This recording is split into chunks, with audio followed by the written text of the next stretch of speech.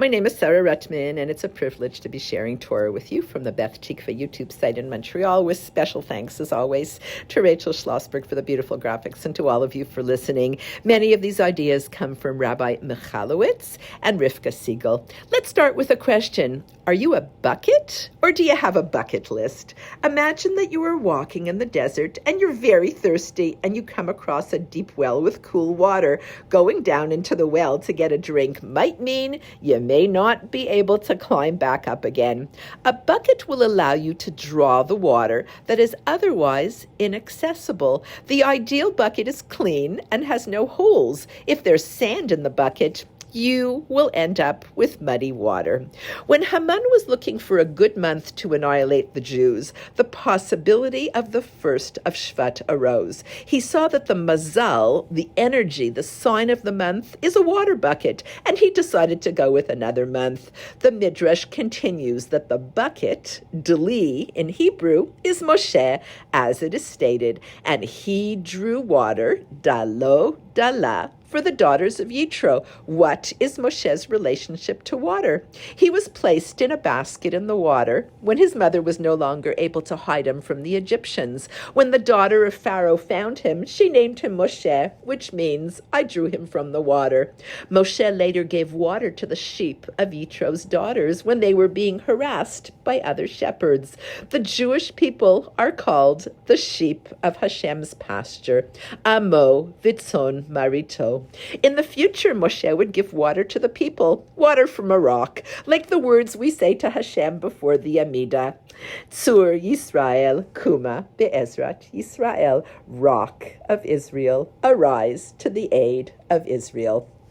Moshe was born on the 7th of Adar, and he was placed into the water 3 months later on or around the 7th of Iyar, which is the second day of Shavuot in the diaspora, the day of the giving of the Torah.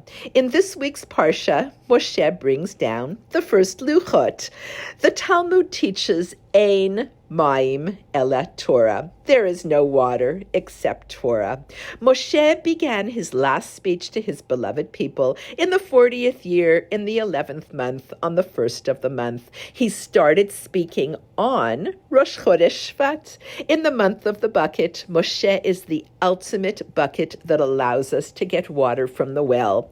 The bucket brings to others that with which they can't get for themselves. Throughout the month, Moshe poured out everything he had received from Hashem, reviewing and clarifying the Torah until his passing. The word used in Hebrew is be'er, meaning to explain, but it also means a well. Moshe's explanations of the Torah were like drawing water from a well, providing clarity, depth, and sustenance to the people. Moshe explained the Torah really well.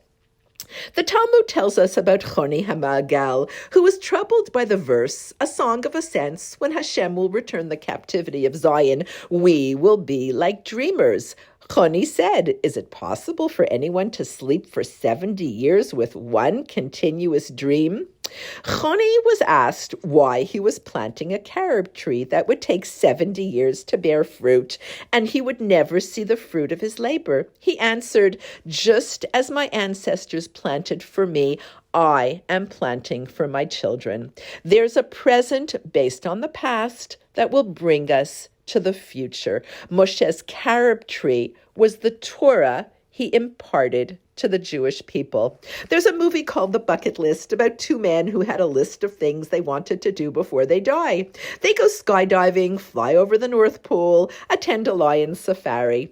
Moshe spent his last 37 days serving as the perfect clean bucket to slowly review and give over Hashem's Torah, Torat Emet. It provided a living legacy for generations to come.